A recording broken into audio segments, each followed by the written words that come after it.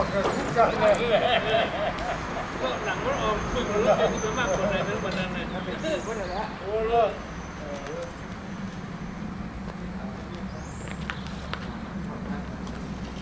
คนเขาชิดเดี๋ยวมันอย่าแล้วคนทำนะแน่แน่พูดทางอะไรได้ไงท่าแดงไว้คุณครับท่าแดงเราบอสนะอันที่เดิมคนนั้นกันอีกแล้วก็ที่เขาไว้ใจกันอยู่ข้างในบอกว่าเรื่อง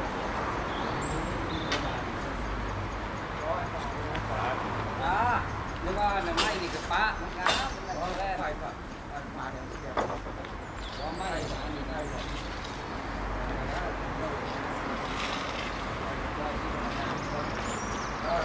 โอ้ยบอกเจ้าบอกคนนั้นนี่โดนเขาไม่ต้องว่าท่านตายไฟใช่ปะโอเปอเรโต้นะแล้วอีกคนเดียวเนี่ยม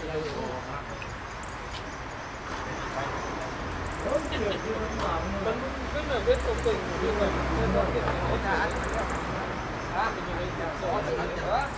ก็ที่ไปใส่ละอ๋อไม่ไปใส่มาเรียกให้ตัวตัวไป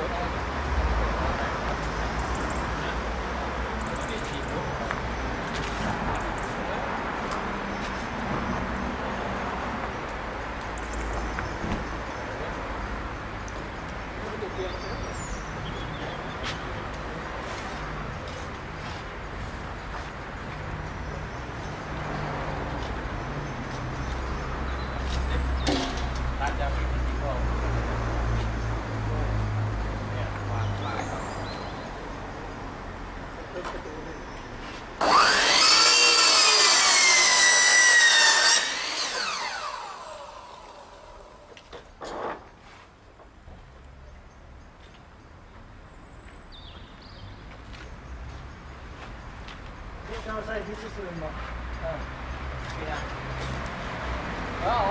แต่ว่าหักก็ที่เป็นผู้จัดไม่ได้ทอดแล้วก็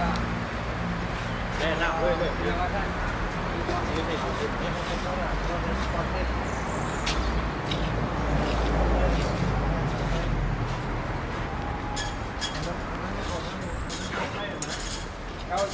เขาทีแรกนี่แหละวันนี้เขาแรงมาละบ้างครับเขาจะเป็นเจ๊เลยวันนี้เขาออกแรกแล้วก็ลงไปสแกนเดียวบ่ได้เขาจะทอดเขาก็ได้ทอดเป็นน้ำไปเขาละบอกจะทอดหัวแล้วก็เอาพื้นก่อนนะแต่ว่าโอ้ผมทำให้เจ้าพ่อคุณก็บอกถ้าเขาคือโชว์แค่สุดท้ายแล้วไงก็ถ้าเป็นเราเป็นคนมาของเราถ้าเป็นลิสต์ก็ออกไป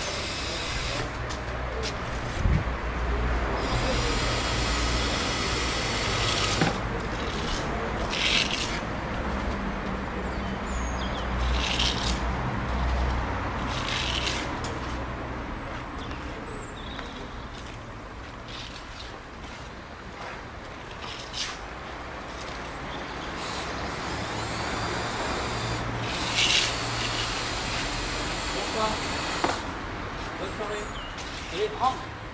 อยู่ยังไงจ๊ะมั้ง نحن في الوسط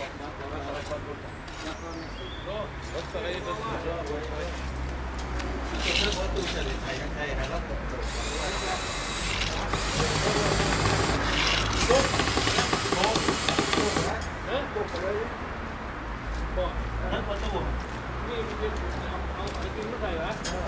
ว่าที่มาพักเลย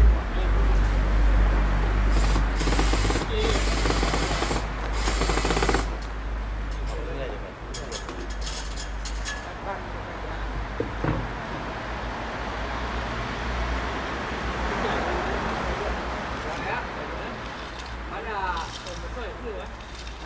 นี่คือซื้อไม่ได้ใส่เลยนะ อ๋อมันมาบัดกระดูกมันมาเสือ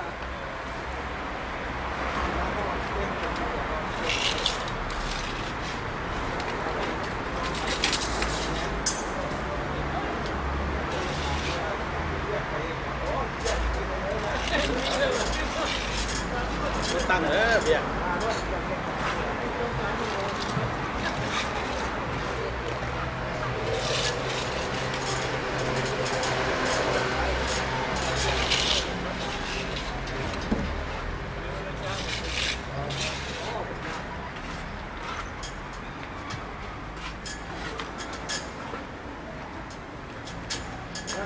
เอาบางแก๊สอันนี้ว่าอะไรเนาะ วันนั้นเขาเอาบักแก๊สจับรถตะปูตีกันให้ ถ้าเรา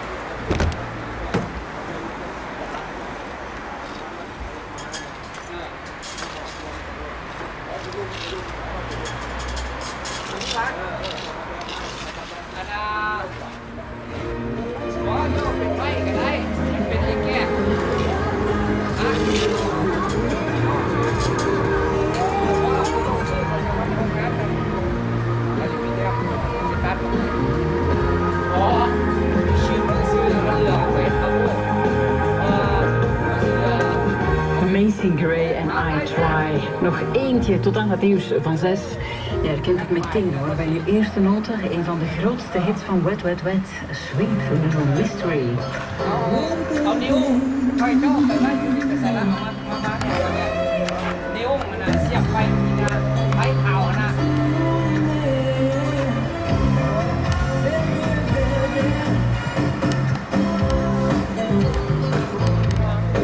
เอาไปโยกไปไว้ที่นี่นะไปอ๋อไฟนะประมาณนี้นะไฟนิ้วสีขาวนะไปนิ้วนะ